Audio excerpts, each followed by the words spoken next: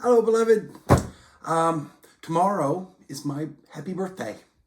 And 2 days from that day is my happy anniversary. And I'm just reflecting about how blessed I am. The lady that married me behind me there has this wonderful smile on her face. And I just saw that smile again about a minute and a half ago. 35 years. I'm very blessed. I'm also blessed to have two children who are gifted in very many ways. And I'm going out to dinner with my daughter tomorrow. And today I went over to my son's house and he made me this. It's this lovely journal. I want to talk about that in a minute. But I've been thinking a lot about birthdays, and I wasn't really looking forward to this one, but the more I think about it, the more blessed I am to be here right now, to be talking to you, and to have people in my life that care about me and love me. And I love to laugh, and one of the things that always makes me laugh is Dana Carvey's church lady. You know, you remember her. Isn't that special? From Saturday Night Live. From Saturday Night Live, exactly. That lady is exactly what we don't want to be as Christians, right? Arrogant, rude, know-it-all, holier than thou, all of that's just, ugh. And the thing is that there's a little bit of church lady in all of us. I know there's certainly a little bit of church lady in me if I let it out. Judgmental. Thinking I'm right all the time. You know, there's a lot of that going around lately.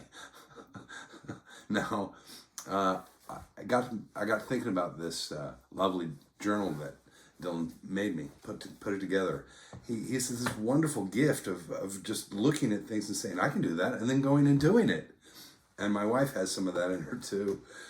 But I think about this, and I think about this is one of the first things that he's done. And when he does the 100th one, it'll be even better. Not more precious, but more skillfully done, more elegantly done, more easily done, done with more surety, more care, more just everything about it. The 100th version of this will be better, especially if he submits himself to someone more learned than he, who can show him how to do things more elegantly, more beautifully, more robustly. It's beautiful the way it is, and I will treasure it forever. But a craftsman can always get better. And God wants us to be craftspeople, making the world and everything around it a better place. That's the story of Genesis. God says, all right, I've created this world and all of it in it. And what I want you to do with it is to take care of it and to keep the creation going and to bring out everything that is good and noble and beautiful and true and right about it. Make it better than you see it now. Let me show you how. And humanity goes, nah, I got it from here, God. Don't worry about it. Which we do a lot. We want to go our own way. We want to think our own thoughts and have our own truth. But our own truth, unmitigated by submission to love, always turns out wrong. So the beginning of Genesis is a story of God's creation of something beautiful and his commandment to go and tend it, to take care of it. And our choice to go, I'll go a different way.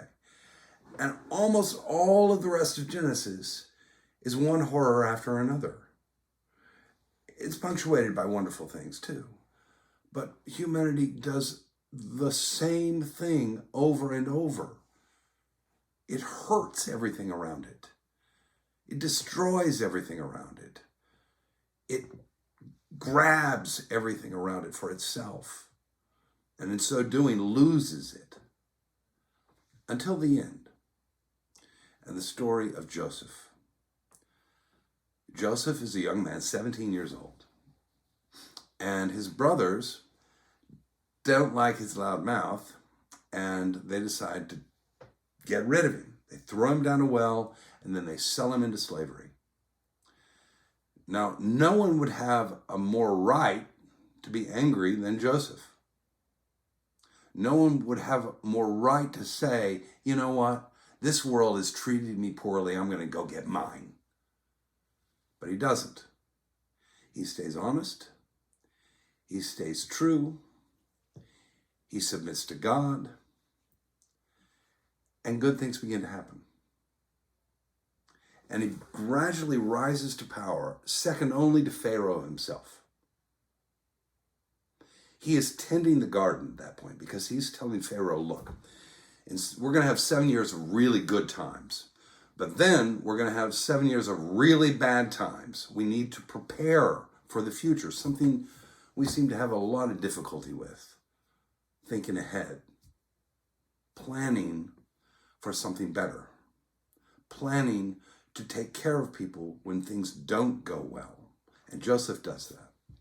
And sure enough, the entire world is plunged in this drought and people are beginning to starve. And his brothers, not knowing that he is now second in charge of the greatest power on earth, come to Egypt because they want grain, because they, the Egyptians, have saved grain because of Joseph. And they come to him, and Joseph sees them and recognizes them. He has power. He can turn them away. He can have them killed outright. And what he does is forgive them. And that's how Genesis ends, with forgiveness. And if we're going to tend the garden well, we're going to have to forgive those around us. We're going to have to look at them and say, you are more than just a human. You are a person with the same right as I do to life, liberty, and the pursuit of happiness. No matter what, no matter who. And we can't do that perched on our church lady seat. We can't do it left to our own devices, because our own devices will lead us to selfishness and destruction. But if we listen to the master craftsman, and we love him, and we love those around us, that is when the world will be a better place. Go and make it so, beloved. God bless.